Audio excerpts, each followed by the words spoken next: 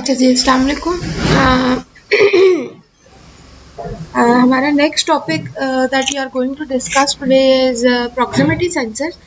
इसके बारे में आपने सुना होगा, शायद आपको मालूम भी होगा कि how we can see a lot of proximity sensors around us, लेकिन हमें अपनी डिफरेंट एप्लीकेशंस के लिए डिफरेंट तरह के डिफरेंट मटेरियल्स के प्रॉक्सिमिटी सेंसर अवेलेबल हैं। ठीक है, तो उसकी कुछ टाइप्स हैं। तो हम आज क्या करेंगे कि पहले हम ब्रॉडर पर्सपेक्टिव में देखेंगे कि एक प्रॉक्सिमिटी सेंसर होता क्या है, फिर उसकी हम टाइप्स देखेंगे, फिर हर टाइप की बेसिकली 4 टाइप्स हैं और हर टाइप का वर्किंग प्रिंसिपल, उसके एडवांटेजेस, डिसएडवांटेजेस, उसका यूजेज देखेंगे। ठीक है, फिर in the end we will be seeing a short video जिसके अंदर इस चीज़ का थोड़ा सा समरी काइंड ऑफ हो जाएगी कि ये कहाँ किन एप्लीकेशंस में यूज हो रहे हैं। ठीक है, so let's start with the proximity sensor. The contents of this presentation would be a little bit introduction about the proximity sensor, their types, construction, working, applications, disadvantages, advantages and all the references जहाँ से ये sites बनी हैं। अच्छा जी, आप a proximity sensor as you know कि ये ऐसे सेंसर्स होते हैं कि आप इनकी जो मेन वर्किंग होती है या इनका जो मेन प्रिंसिपल होता है कि क्या करते हैं, एक ऑब्जेक्ट कोई भी है जो आप सेंसर अगर आपने रखा हुआ है और सामने से कोई ऑब्जेक्ट आ रहा है और उसकी कोई स्पेसिफिक रेंज होती है। हर तरह के प्रॉक्सिमिटी सेंसर की डिफरेंट रेंज होती है कि अगर एक ऑब्जेक्ट उस रेंज के अंदर, उस बाउंड्री के अंदर एंटर हो जाएगा तो ये अपना सिग्नल दे देगा या आउटपुट जनरेट कर देगा। कुछ सेंसर्स ऐसे होते हैं जो कि ज़्यादा रेंज के होते हैं, कुछ होते हैं जो कम रेंज के होते हैं। ज़्यादा रेंज से मुराद ये है कि फॉर एग्जांपल एक सेंसर है कि वो 6 फीट के अंदर अगर एक ऑब्जेक्ट आ गया तो उस वक्त ही उसकी आउटपुट जनरेट हो जाती है। लेकिन अगर एक टाइप ऑफ द सेंसर इस तरह का होगा कि अगर वो बहुत क्लोज आ जाएगा ऑब्जेक्ट के, यानी कि जहाँ सेंसर लगा हुआ है ऑब्जेक्ट जो है वो 1 मीटर के फासले पे होगा या 1 फीट के फासले पे होगा, तब वो अपनी आउटपुट जनरेट करेगा। ठीक है, तो बेसिकली इनका काम क्या होता है कि ये एक ऑब्जेक्ट को डिटेक्ट करते हैं जब वो उस रेंज के अंदर आ जाता है और सेंसर की बाउंड्री में आ सकता है।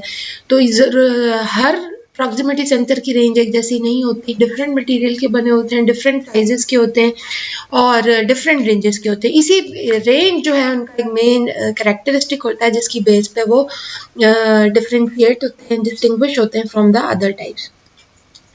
अच्छा, अब इस तरह के जो प्रॉक्सिमिटी सेंसर्स होते हैं कि ये जो है इनकी खासियत ये है कि इनमें ऐसे भी होते हैं जो कि नॉन कॉन्टैक्ट होते हैं। नॉन कॉन्टैक्ट इनका सबसे बड़ा फ़ायदा है कि ये ऑब्जेक्ट को कॉन्टैक्ट किए बगैर डिटेक्ट कर लेते हैं और आउटपुट जनरेट कर देते हैं, in comparison to limit switches जो कि ऑब्जेक्ट को फिजिकली जब वो आके ऑब्जेक्ट के साथ कॉन्टैक्ट करता है तब वो आउटपुट जनरेट करते हैं। ठीक है, तो दो तरह के प्रॉक्सिमिटी सेंसर्स अवेलेबल हैं हमारे पास। वो हैं inductive proximity, capacitive and ultrasonic, where as the fourth option is the optical.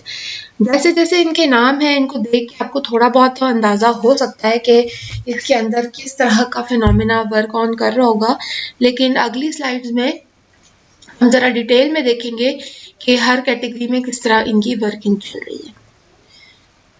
सबसे पहले we will start with the inductive proximity sensor. ये क्या होता है, इसकी जो है नाम से पता चल रहा है इंडक्टिव है, तो that means it's being extracted from the word inductance. तो इसके अंदर जो भी प्रिंसिपल होगा it won't be mechanical, it would be electrical, electronic principle. ठीक है, और ये क्या कर रहा है, इसकी खासियत ये है, इसकी बेनिफिट ये है कि it is able to detect metallic objects without contact. ठीक है, और इनका वर्किंग प्रिंसिपल कैसा होगा, जाहिर है इंडक्टिव है तो there might be a coil, there might be a electric field और एक हाई फ्रीक्वेंसी ऑसिलेटर होगा जो कि फील्ड जनरेट करेगा उसकी सराउंडिंग में ताकि वो सेंसिंग कर सके। और जितनी इंडक्टिव प्रॉक्सिमिटी सेंसर की जो रेंज होगी, यानी कि वो सेंसर जो अपनी बाउंड्री डिफाइन करेगा कि इस रेंज के अंदर अगर ऑब्जेक्ट आ जाएगा तो it will be able to give output. वो ज़्यादातर किस पर डिपेंड कर रही होती है कि आपने जो इसमें कॉइल यूज़ किया है उसका साइज़ क्या है और टारगेट की शेप कैसी है, टारगेट का साइज़ कैसा है, उसका मटेरियल कैसा है। ठीक है, तो what we get from this slide is कि इंडक्टिव प्रॉक्सिमिटी सेंसर जो है वो उनका working principle is electronic based, ठीक है, it's not mechanical based and it is able to detect metallic object. और इसमें एक कॉइल होता है, एक हाई फ्रीक्वेंसी ऑसिलेटर होता है जो कि मैग्नेटिक फील्ड जनरेट करता है उसके आसपास की सराउंडिंग में, जिससे वो सेंसिंग सरफेस जनरेट हो सके। और इसकी जो ऑपरेशनल रेंज होती है सेंसर की डिपेंड कर रही होती है कि जो आपने कॉइल साइज सेलेक्ट किया है वो क्या है, उसका जो जिस चीज़ से आप आउटपुट जनरेट करना चाह रहे हैं, जो आप चीज़ आपको अप्रोच कर रही है जो कि टारगेट के नाम से जानी जाती है, उसका शेप, साइज, उसकी डिमेंशन, उसका मटेरियल क्या है, ठीक है। तो बेसिक कंपोनेंट्स अगर हम बात करें एक इंडक्टिव सेंसर के, वो क्या होंगे?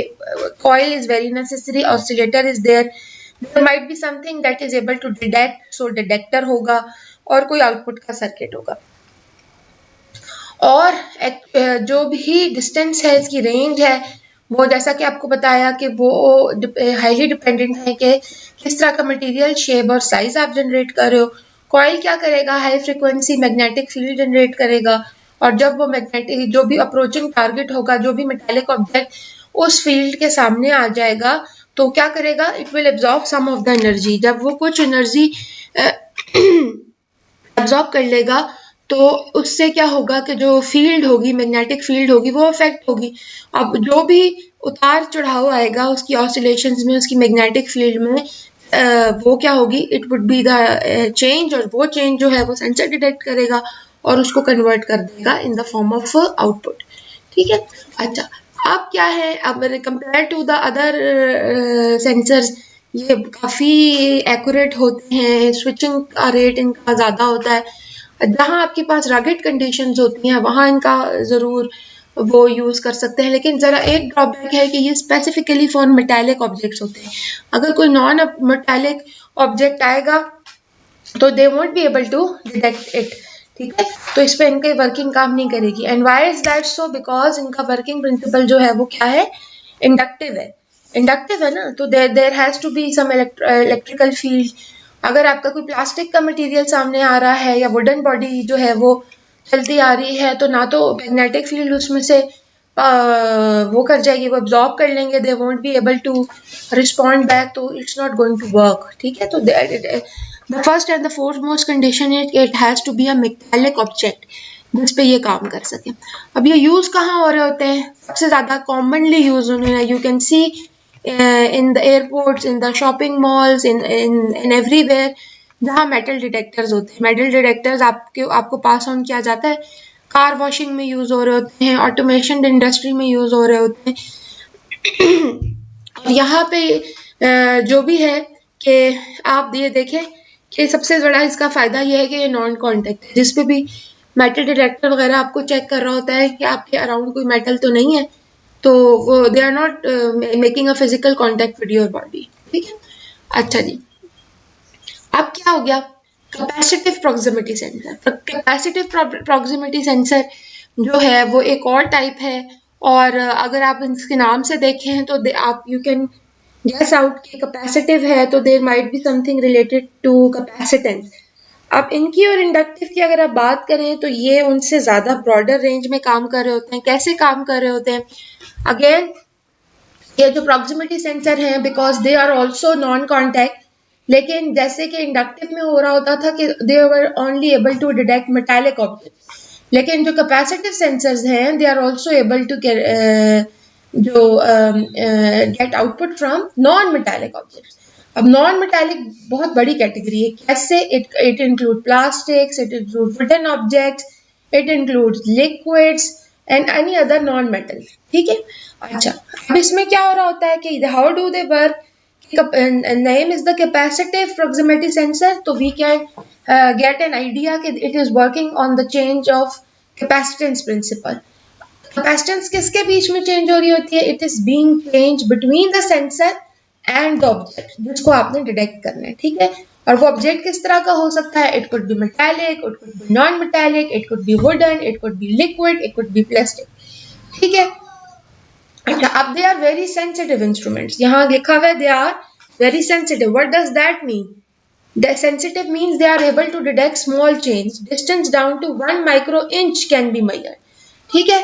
तो मतलब कि बहुत करीब अगर आपने आउटपुट जनरेट करनी है, बहुत छोटे डिस्टेंस पे you are want to create an output signal, तो they are even able to do that.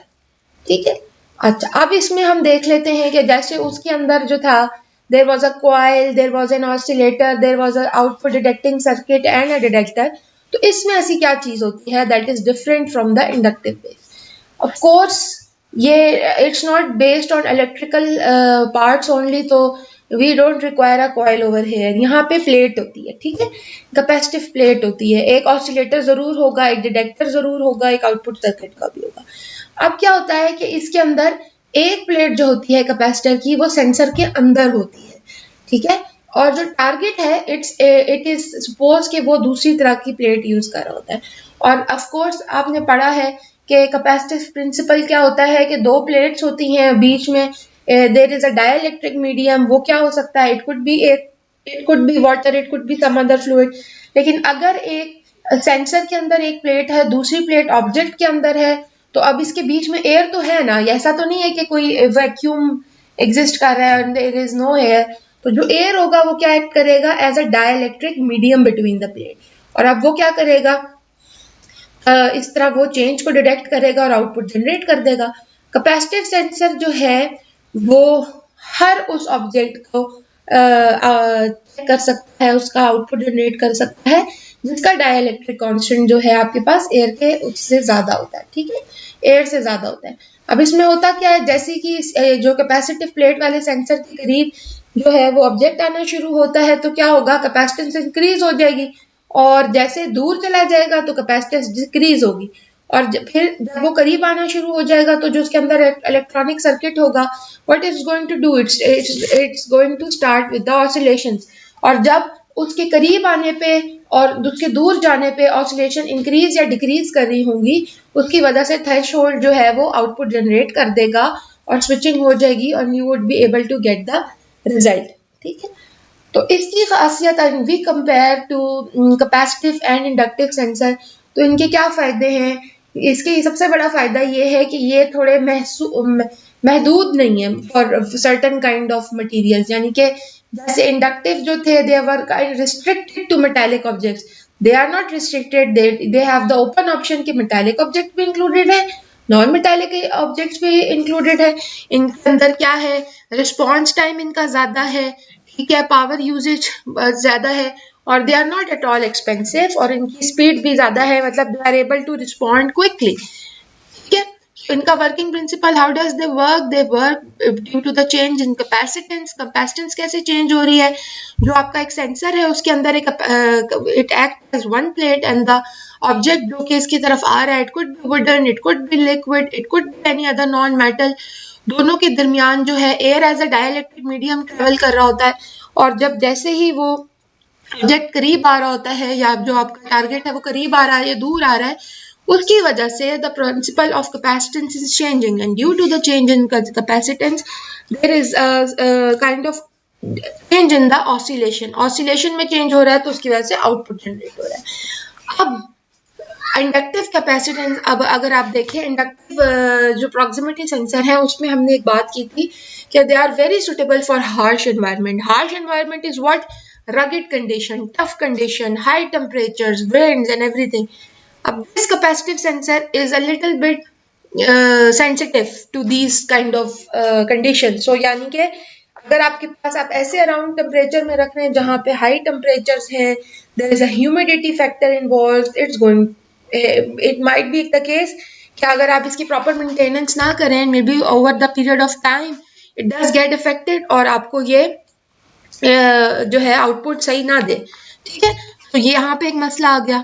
ठीक है। और इनकी एक्यूरेसी भी एज कंपेयर टू इंडक्टिव थोड़ी सी कम होती है। जहां पे आप देख लें, अब आपके पास दोनों सेंसर्स हैं, दोनों मेटालिक काम कर रहे हैं, लेकिन जहां पे आप कंप्रोमाइज नहीं कर सकते कंडीशंस पे या एक्यूरेसी पे, तो लेकिन आपके लिए पैसों का मसला नहीं है, pricing is not a problem, so you should go for the inductive one. लेकिन जहां पे आपको कॉस्ट इज कंस्ट्रेंड और कॉम्प्रोमाइज हो सकती है एक्यूरेसी, तो इट वुड बी बेटर के आप कैपेसिटिव यूज कर लें.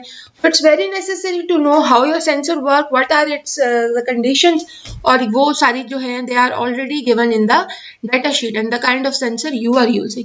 So as the being a student of instrumentation, it's very necessary for you to judge which sensor is the appropriate sensor for you in some specific condition. It could be good. ऐसा नहीं हो सकता आप 2 different conditions के लिए use कर रहे हैं. हो सकता है कि एक बंदे के लिए वो कैपेसिटिव बेहतर हो, दूसरे के लिए इंडक्टिव बेहतर हो.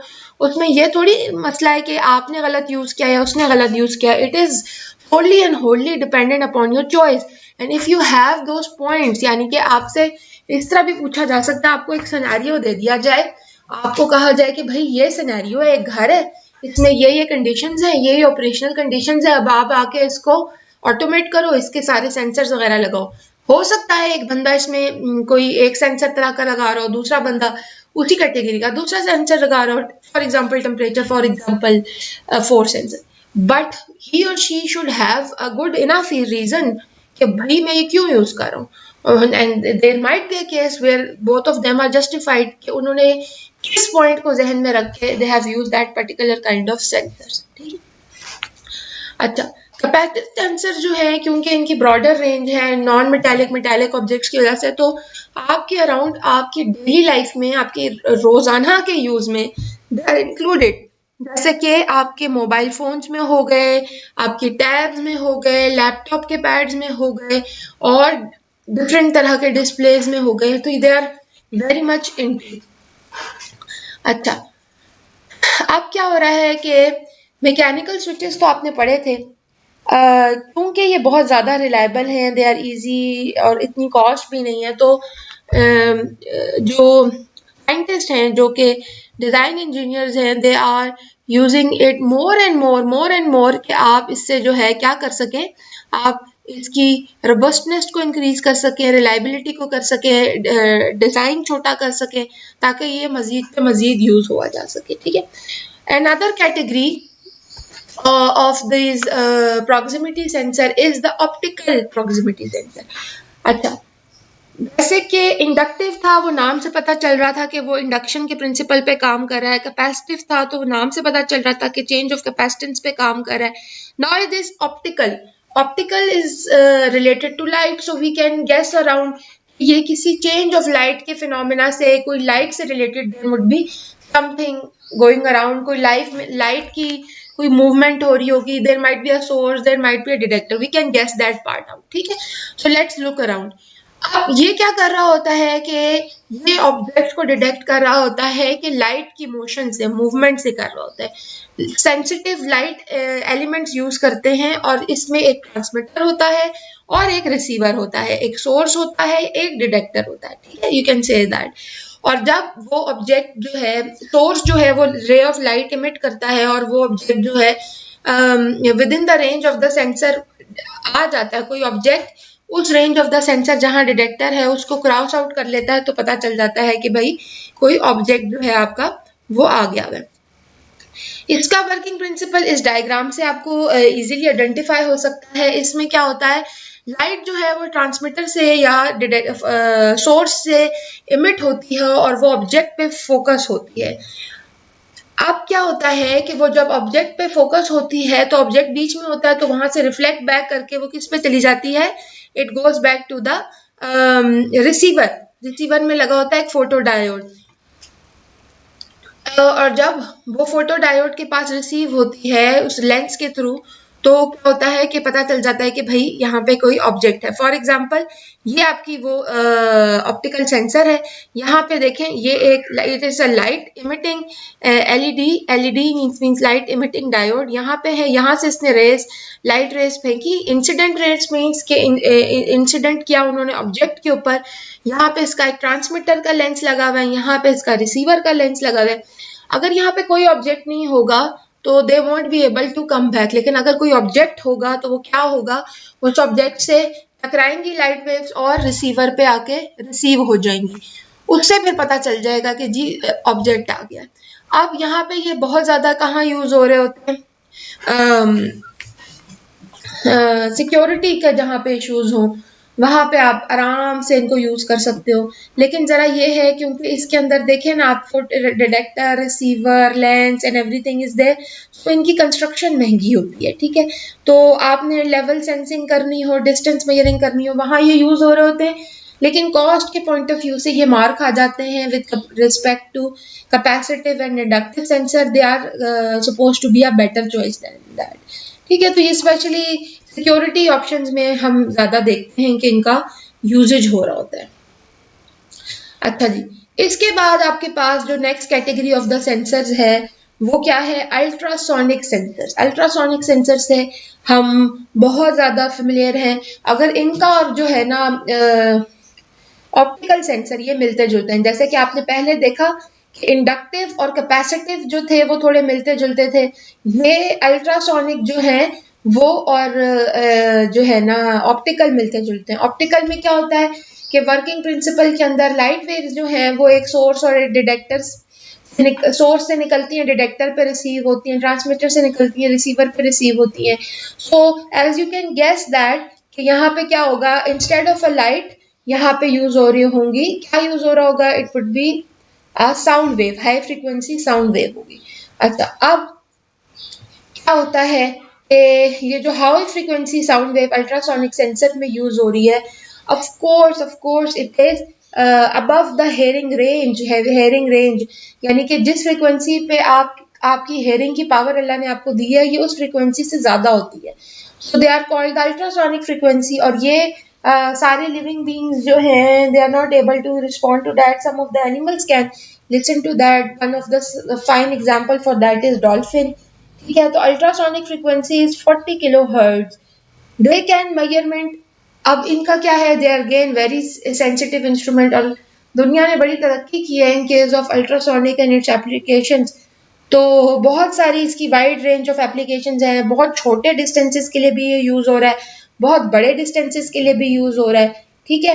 हार्ड सरफेस, लो सरफेस, बीम्स में, लिक्विड्स में, मतलब इसका मीडियम ऐसा है ना कि इसको ना तो फर्क पड़ता है कि आपका एयर में चल रही है कोई चीज, ना इसको फर्क पड़ता है कि आपका लिक्विड में चल रहा है, हैजिडस एनवायरनमेंट में आ रहा है, क्योंकि इसके सोर्स और डिटेक्टर ने जो है वो तो साउंड वेव्स पे करना है, और साउंड वेव्स तो इन सारी चीजों में से पास कर सकती हैं। तो सबसे बड़ा इसका एडवांटेज ये होता है।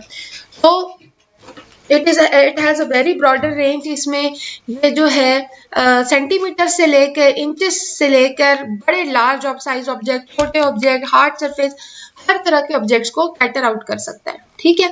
अब ये क्या कर रहा होता है, इसके अंदर भी एक ट्रांसमीटर होता है, एक रिसीवर होता है, वो साउंड वेव्स को ट्रांसफर करता है और एक रिसीवर के थ्रू रिसीव करता है, ठीक है। ये काइंड ऑफ जो है इस प्रिंसिपल पे काम कर रहा होता है और रिफ्लेक्ट बैक होके काम कर रही होती हैं। इसमें क्या कह रहे होते हैं कि इसको इसके पेयर को अगर आप देखें ना, ये तो उसका एक कोना दिखाया हुआ है, या अगर इस सेंसर को दोनों तरफ से देखें ना तो आपको लगेगा दो आईज हैं, it's a pair of eyes, but it's not a side sensor. ये जो है आपके पास अल्ट्रासोनिक सेंसर है, it's more like a speaker and a microphone. Microphone जो है वो आपके पास साउंड वेव्स है। अच्छा, ये देखो जरा, यहाँ से आपने सेंडर, इसी के ऊपर आपका, यहाँ पे आपका ट्रांसमीटर लगा होगा, यहाँ पे आपका रिसीवर लगा होगा, सामने से आपका ऑब्जेक्ट आ रहा होगा, टारगेट ऑब्जेक्ट आ रहा होगा। It could B of any material, it could be passing through any medium, इसका हमें कोई फर्क नहीं पड़ता।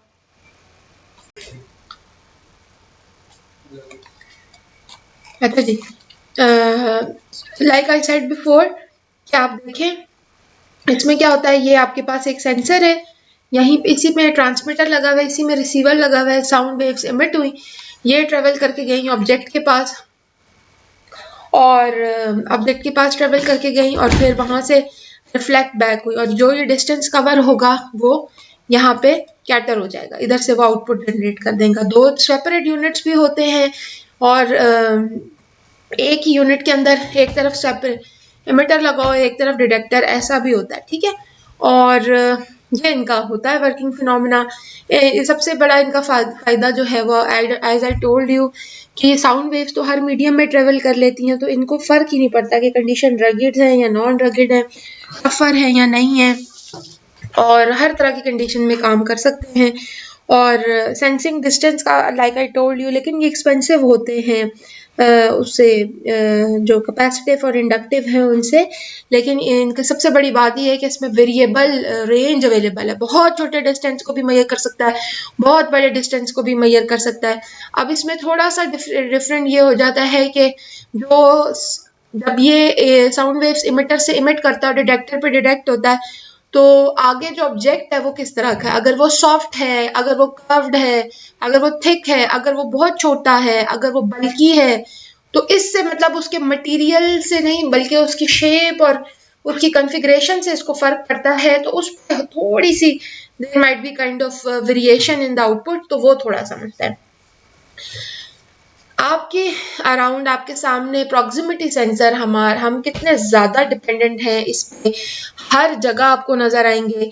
हमारा इस टॉपिक से हमारा कंक्लूजन ये है कि they are very important kind of एक इजाद है इस दौर की डिज़ाइन इंजीनियर्स की, and they are working continuously कि आप किस तरह से रेंजेस को इंक्रीज कर सकते हैं, कॉस्ट को डिक्रीज कर सकते हैं, ऐसे जो है इसका साइज मजीद कॉम्पैक्ट कर सकते हैं, मजीद इसको छोटा कर सकते हैं, ताकि इसको मल्टीपल सेंसर मॉडल्स में यूज कर सकते हैं। मल्टी मॉडल सेंसर्स अगर आप देखें, एक सेंसर के साथ काफी सारे और सेंसर, वो तो तभी इंटीग्रेट हो सकते हैं ना कि अगर जो आपका सेंसर है that is of some certain size जो कि किसी और सेंसर के साथ इंटीग्रेट हो सके। तो हर तरह में, टूलिंग की मशीन में, ऑटोमेशन इंडस्ट्री में, डोर्स की, आप इधर भी देखें आपको प्रॉक्सिमिटी सेंसर नजर आता है। आप एक बिल्डिंग के अंदर एंटर होते हैं, ठीक है, आप बिल्डिंग में एंटर हो रहे होते हैं, डोर ओपन होता है ऑटोमेटिक, वो एक खास रेंज होती है कि वो एक रेंज से पहले ही डोर ओपन होता है, और आप जब आप वहां से निकलते हैं तो वो बाहर हो जाता है, वो फिर ऑटोमेटिकली क्लोज होता है। इसी तरह ट्रेन के डोर्स, बसेस के डोर्स, रेलवे में, हर तरह में, ठीक है। और जो ऑटोमेटिव इंडस्ट्री है और ऑटोमेशन इंडस्ट्री है उसमें तो इसका बहुत ज़्यादा यूजेज है सिक्योरिटी पर्पज से। आपके पास आपने देखा होगा आपकी गाड़ी के पीछे भी अल्ट्रासोनिक सेंसर और प्रॉक्सिमिटी सेंसर मिलते हैं जिसको आप लगा लेते हैं। उसमें ये होता है कि within a certain race when you are reversing your car और कोई और कार आ जाती है तो इट स्टार्ट बीपिंग, ये एक्स्ट्रा फीचर होता है, आप लगा लें। अब तो कुछ गाड़ियों में बिल्ट इन भी होता है, बिल्ट इन कैमरा होता है, जी आप रिवर्स कर रहे हैं, जी आपको नजर आ रहा है। लेकिन इसी तरह एक प्रॉक्सिमिटी सेंसर भी होता है कि इट स्टार्ट बीपिंग के सर्टन ऑब्जेक्ट से अगर आपके जो है ना दूसरा ऑब्जेक्ट करीब आ जाए तो it start giving you an alarm कि आप जो है अपने आप को करेक्ट कर लो वरना आप हिट कर जाओगे, ठीक है।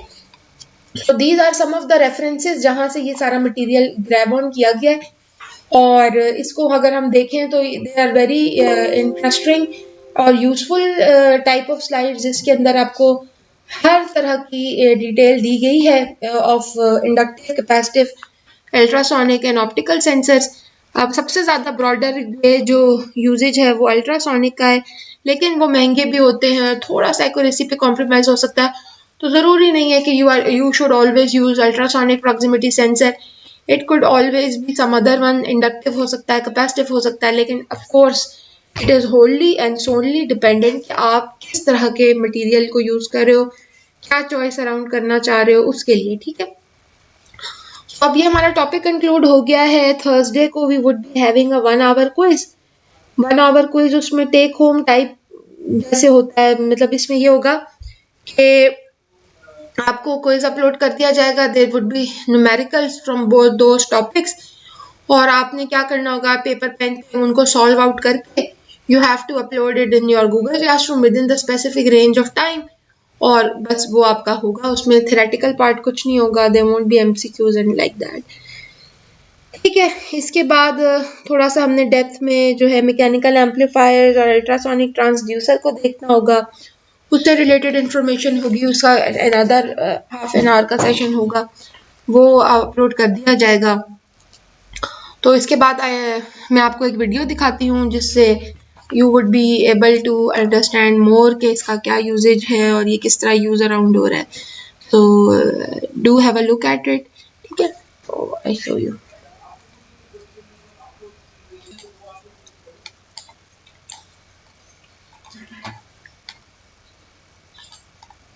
Sensors of various types help us in everything we do and consume. Inductive proximity sensors are used in elevators, for example. Capacitive proximity sensors are used to detect liquids and other dielectric materials on the manufacturing floor.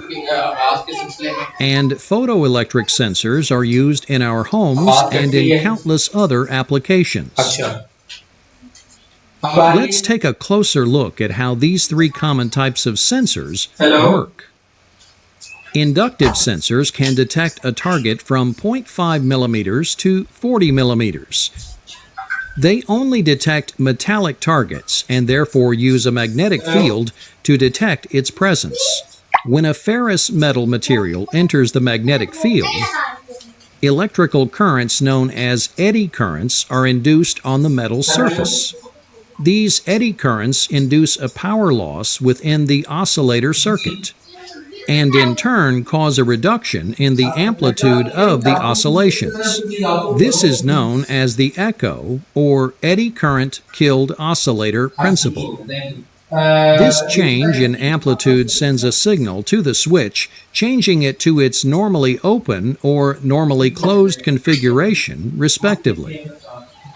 When the metal target is removed from the sensor's range, the oscillator will return to its normal amplitude and the switch will return to its normally open or closed output.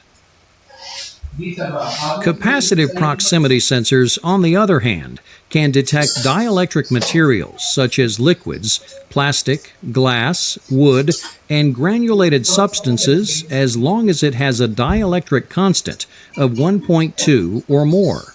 Their range is from 3 millimeters to 15 millimeters, depending on the dielectric material to be detected. Two small plates located in the front of the sensor form a capacitor. As a target enters the sensor's range, the capacitance of the two plates increases, thus causing a change in the oscillator frequency, which also activates the sensor's output, either normally open or normally closed, respectively. In this example, if liquid is detected in the milk carton, the pusher device allows the milk to pass through. If no contents are detected, the pusher device rejects it and sends it to a different location. Photoelectric sensors have the greatest detection range, from 1 millimeter to 25 meters or more. They operate by the use of an emitter, which transmits a beam of light to the receiver. When the light is normally being received, it is known as a dark operated mode. When the absence of light is required, it is known as light operated mode. In this dark operated mode example, the beam of light is being received by the garage door receiver. When a target enters the beam of light, it activates the switch, which will stop the garage door from closing. Conversely, in this light operated mode example, the absence of light being received by the receiver is normal. When the object is removed from the table, the switch is triggered and the alarm will sound.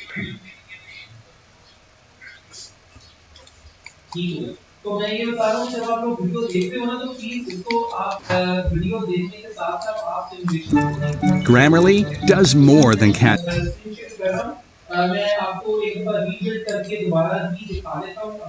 अच्छा जी, this is how our session went off. तो यहीं पे इसको conclude करते हैं and hope to कि आपको समझ आ गई हो। ये वीडियो भी काफ़ी इंफॉर्मेटिव थी, छोटी सी थी। It won't be much of a hectic job for you कि आप इसको go around कर सको, ठीक है? So good luck. टाइमली इसको देख लेना, फिर जो भी हमारा नेक्स्ट लाइव सेशन होगा उसमें जो भी प्रॉब्लम होगी यू कैन आस्क, ठीक है? And you can do WhatsApp message, but I think it's quite clear और आसान था ये काफ़ी, ठीक है? Take care.